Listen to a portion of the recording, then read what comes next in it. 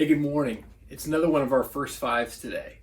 And I was thinking back, it was the summer of 2005, and I was in downtown Indianapolis. At the time, there was what was called the RCA Dome, which previously had been the Hoosier Dome, which now no longer exists. Instead, you have Lucas Oil Stadium. But that's a whole other thing, and if you're a Colts fan, you just track with me on all of that stuff.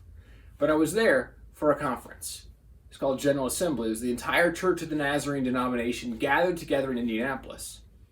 It was a Wednesday night I'll never forget, and Reverend Paul Cunningham, Dr. Cunningham, was preaching.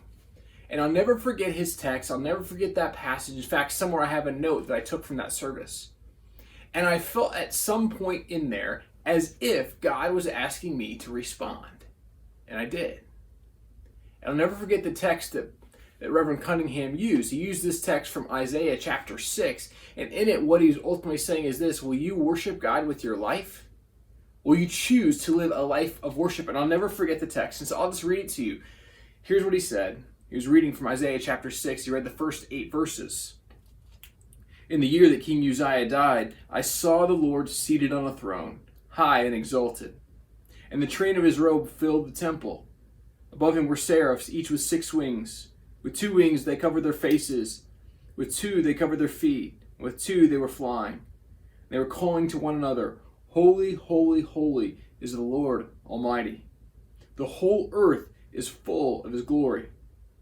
At the sound of their voices, the doorposts and thresholds shook, and the temple was filled with smoke. Woe to me, I cried. I am ruined, for I am a man of unclean lips, and I live among a people of unclean lips. And my eyes have seen the King, the Lord Almighty. Then one of the seraphs flew to me with a live coal in his hand, which he had taken with tongs from the altar. With it he touched my mouth and said, See, this has touched your lips. Your guilt is taken away, your sin atoned for. Then I heard the voice of the Lord saying, Whom shall I send? And who will go for us? And I said, Here am I, send me. I'll never forget Dr. Cunningham preaching, and he said, Who here tonight will listen to this call? Who here will hear these words of Isaiah and hear this question, Who will I send? And these words of Isaiah's here am I, send me. See, here's what I believe, that God calls all of us. He's inviting all of us to be his messengers of hope and grace and love and truth. And see, what Isaiah found himself in was he was in a state of worship, and he had this vision of what God was doing. And he said, Woe to me, I see I'm among a people who have unclean lips, and I'm a man with unclean lips. I see brokenness and sin all around me. How can you use me? And God goes, Don't you understand?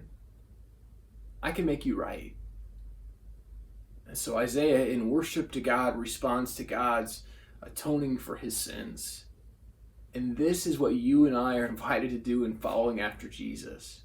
To know that God says to us through Jesus, Do you see the depth of my love? There is no place you can go that is forsaken. There is no place that is called God forsaken, because I go to the places of God forsakenness.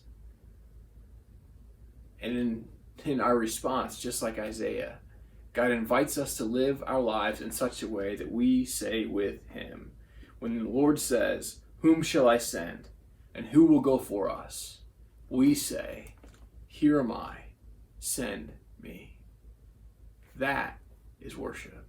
That is our invitation to say, God, I know what you have done. And in response to your call on my life, I will say, Here am I, send me.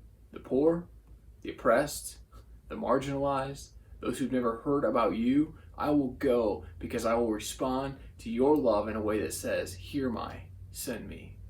So may you this day also say, Here am I, send me. And may you go in God's grace and peace and love.